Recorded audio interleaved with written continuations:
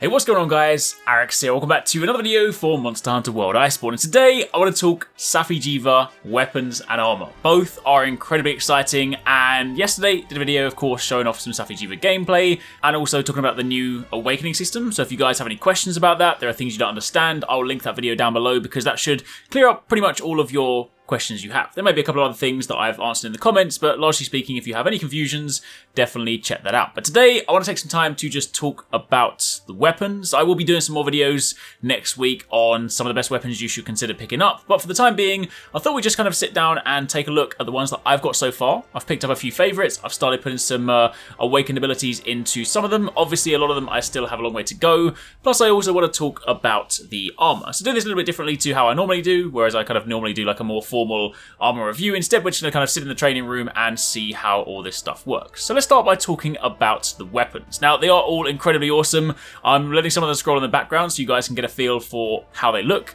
Keep in mind, not all of these, in fact, most of the ones I'm showing you are not awakened yet because obviously it takes a lot of the Dracolite, and I've awakened a few of them so far, focusing on like the sword and shield and the hammer, but for those of you wondering, maybe say what they look like, then at least this will give you an understanding of the base version. If you didn't see yesterday's video, then once you've got enough abilities awakened, once you've basically got the weapon to a certain level, certain awakening level, then it'll actually change form. Some of them are a lot more drastic. The hammer to begin with is actually quite modest, and then suddenly this big eyeball opens up, which looks incredibly cool, really awesome. Meanwhile, the sword and shield is a little bit more modest, whereby once it awakens it kind of just glows a little bit more. So, you know, depending on the weapon, some of them are much more outlandish, but either way, in the background that should give you guys an idea as to what some of them look like. However, if we then take a look at some of the ones that I picked up, so to begin with, my favourite one so far is the sword and shield that I have. This is Safi's Bindfang. This is the Paralysis sword and shield. Now, this is by no means final. I'm still going to be tweaking some things in here, so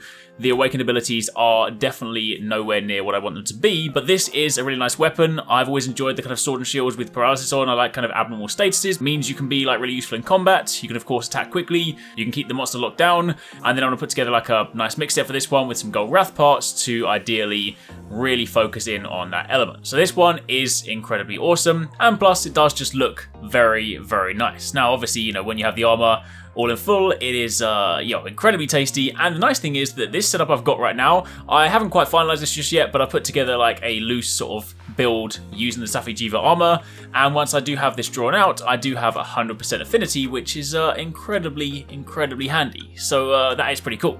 The other one that I'm actually enjoying quite a lot and is much closer to being finished is the hammer, Safi's Venom Crusher. For this one, I chose the Poison Hammer just because, especially if you're fighting Safi'jiiva, poison is nice. Those kind of passive poison ticks do actually do quite a lot of damage if you're running blunt weapons.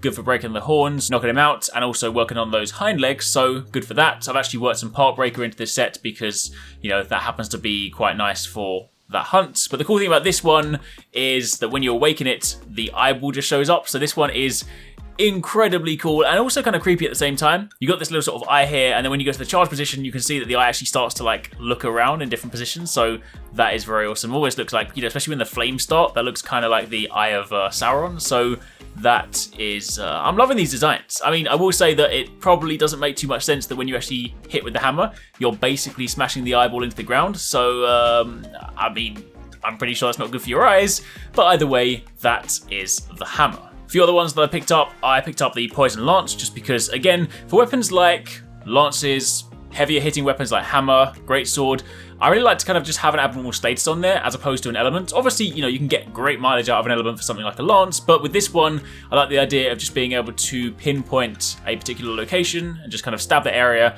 and of course continually dish out that poison. So Lance is of course pretty good on that front. Also, just very quickly, I forgot to mention, but jumping back to the hammer, you can also see that right now I've got pretty decent awakened abilities. I'm basically stacking a ton of attack into this one, so I've got the level 6 ability, 2 level 5 abilities, I've still got a level 4, so I do need to roll that to improve that, but that is of course going quite nicely. I may well swap out that sharpness and just go full on attack, but I'll see how things go with that. Charge blade wise, I'm focusing more so on the paralysis one. Again, like having the abnormal status on that. It's impact file, so tentatively I've put some status effect into there, put some attack into there, but obviously that one also has quite a way to go.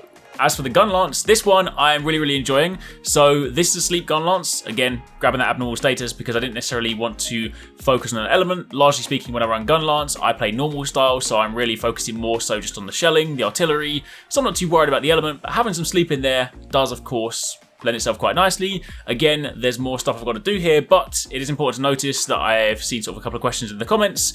Yes, you can increase the shelling level of your weapons. This one started off as normal level 5.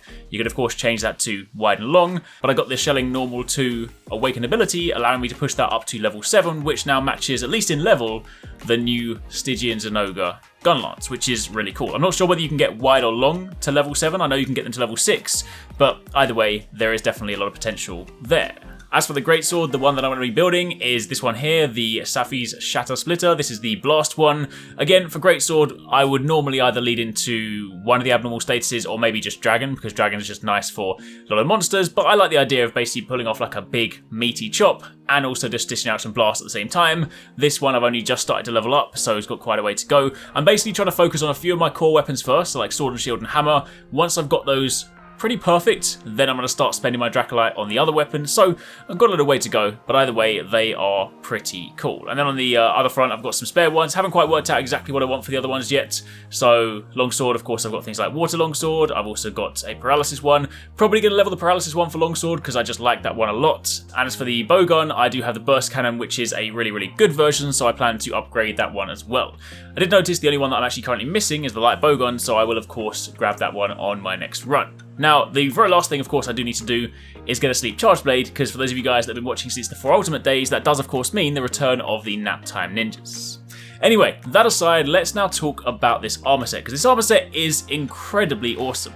To begin with, if we jump over to the smithy and take a look at these, you can of course see this is what the alpha set looks like versus the beta set. The alpha set essentially has like a shorter cape and you know, some different pigment coloration. The beta one has the longer cape, which is rather convenient because that's the one that I wanted to craft. Generally speaking, the beta one is invariably the focus for a lot of these sets. But if we turn our attention to the skills, of course ignoring all the things that I've gemmed in temporarily, these are the base skills you get on the alpha sets. So the Safi'jiiva set bonus is actually really interesting. You have Dragon Vein Awakening, and it works in a similar way to Namiel, in that the 3-piece and the 5-piece set bonuses, obviously on Namiel it's only 4-piece set bonus, but principally they are effectively the same thing, but the 5-piece, the full set bonus, is a much greater version of this. So the 3-piece set bonus is elemental, abnormal status, and affinity up when your weapon is drawn, and you then take damage when attacking, but this can also then be recovered by continually attacking. Similarly, for level 5, True Dragon Vein Awakening, it enhances attacks even more with your weapon drawn, and you again take that damage, and the damage can be recovered whilst you're attacking. So I'll explain that in just a moment, but of course to take a look at the other skills, this also comes with level 4 evade window, level 3 critical boost, level 3 blight resistance, and also level 3 maximum might. Meanwhile, if you jump over to the beta set, you instead have level 3 evade window, level 3 crit boost, and level 2 blight resistance. So you lose the maximum might, but not exactly too much of a deal breaker. On the slot front, of course, the alpha has level 2 and 2 level 1s in the helmet, level 3 and level 2 in the chest, 3 level 2s in the arms, a level 3 in the waist, and a level 3, level 2, and level 1 in the legs. Meanwhile, for the beta set, you have a lot of nice slots here. Level 4 and 2 level 1s in the helmet, level 4 and level 2 in the chest, 4 and 2 2s in the arms, 4 and a 1 in the waist, and a 4, a 2, and a 1 in the legs. So a lot of stuff to play with there. So this is definitely incredibly potent, and of course, with the you know, some good decorations, you can then gem this into a pretty nice set of skills. Now, if we jump over to the training room, the very first thing we're talking about, of course, is the armor transformation. This is what the armor looks like as you saw it in the smithy. Meanwhile, if you then jump over and do weapon pose, which actually rather conveniently counts as weapon draw, basically if you draw your weapon, the armor transforms, which looks incredibly awesome. Not only does it actually change physical shape, you also get this awesome glow all over it, and yeah, I am all about that. So yeah, basically the way that works is that the second you draw your weapon, it transforms, and you then put it away, and it goes back. So that is one of the cool things. But let's talk about this set bonus, because it's really interesting. So again, by default, if you draw your weapon, you gain all of those buffs. You get an increase to your element, an increase to your abnormal status, and an increase to your affinity. So as you can see, to begin with, right now with this set, I have 430 attack, 60% affinity, and 140 on the abnormal status. Meanwhile, if I draw my weapon and then open that back up, you can see that of course your attack stays the same. My affinity is now jumped to 100%. My abnormal status has gone to 260. So basically what happens is if you have the 5-piece set bonus, you get 40% affinity increase, you get 120 status. If of course you have a elemental weapon, you get 150 on your element. If I then very quickly unequip the helmet just so that it deactivates the 5-piece set bonus, I've now only got the 3-piece active. You can see that if I draw my weapon, I instead just get a 20% affinity boost and I get 80 on my status in the element. So while with the 5-piece you either get 150 element or 120 status, for the 3-piece it's a flat 80 irrespective of whether it's status or element, and you get that 20% affinity. So even on the 3-piece set bonus, it's actually still really, really nice because you can still get a decent buff with that. And of course, depending on the set you want to build, you might of course want to, you may want to kind of only run 3-piece so you can get another set bonus in there, maybe throw in something like Valhazak so you can get some regeneration, that kind of thing. However, the other component to this, of course, comes with the attacks, because when you attack with this weapon, it begins to hurt you, as you can see here. And once you've done a certain number of attacks, which you'll see in a moment, that will then convert into healing. Now, whilst you're healing, your life bar will not go down until, of course, it's maxed out, and then you begin the process again. Now, there are a few nuances here, things you need to understand. The number of hits you need to perform is different based on the weapons. Of course, this takes motion value into consideration. Effectively, for Sword and Shield, to give you an example, it needs to land 10 hits before the healing will kick in. Something like Charge Blade only needs to land 8 hits. Something like Greatsword only needs to land 5 hits. So, of course, you can see it kind of corresponds to your damage, but that is basically how it works. Now, it's also important to note that if you attack thin air, you do still lose the damage. And if you do those 10 hits, they will not begin to heal you because the hits actually have to connect with the target. So, of course, you can just sit here and slowly eat away at your life and basically not do anything and kill yourself in the process. You can also kill yourself doing this, so be very careful. But if you then go and land all those attacks, you will see that the healing will kick in just a moment and it then continues to boost up. So basically, that's how it works. You need to land a certain number of hits with your weapon in order for the healing to kick in. So it is one of those kind of dangerous sort of double-edged swords. You are of course sacrificing a lot of health, and if you're fighting something you're not familiar with or something like that, then you could be potentially putting yourself in a dangerous situation. But if you can get those hits in, which is in my opinion a lot easier with say some of the quicker weapons, then it might not be so bad. It's also worth noting that if you perform some hits and you then sheath your weapon, it resets the count on your number of attacks. So you need to basically do 10 attacks in this situation because it's the Sword and Shield, with your weapon drawn, with all of those attacks landing on the monster, in order for the healing to kick in. So keep that in mind. It of course does mean if you're using weapons like say Greatsword, which typically has a hit and run setup, this can be a little bit harder because if you say typically go into like, a draw attack, you then do the second attack and you complete your true charge combo, it doesn't quite have enough attacks to proc the healing to begin with. So you then either need to go and land another attack, maybe a shoulder barge, something like that, or you just need to kind of perform another swing because of course if you do your typical 4 hits and you then go and sheath your weapon and run away, because that's often how you use Greatsword, then you are going to be sacrificing the count. You're going to have to redo that count, which means you won't be getting the healing. So you are going to have to keep that in mind. The easiest way to do that if you are doing a full True Charge combo would just be to land the True Charge Slash, and then of course roll out into a shoulder tackle, and that will then proc the heal. So if you are going to use this with Greatsword, because understandably it has quite a lot of great benefits for any of the weapons, then just keep in mind you are going to want to do that if you want that healing. Otherwise, you're going to be putting your weapon away and chugging potions because you're just going to be damaging yourself. So there are of course a few things to understand, a few things to kind of get around with that, but overall I really like this set. It looks fantastic, it's got a very interesting bonus, it's definitely one of those kind of unique playstyles, and I'm going to be getting a lot of mileage out of this. I'm going to be piecing together some different ideas. For a while I'm just going to run the 5-piece because I've got some great skills on it and it just looks really cool.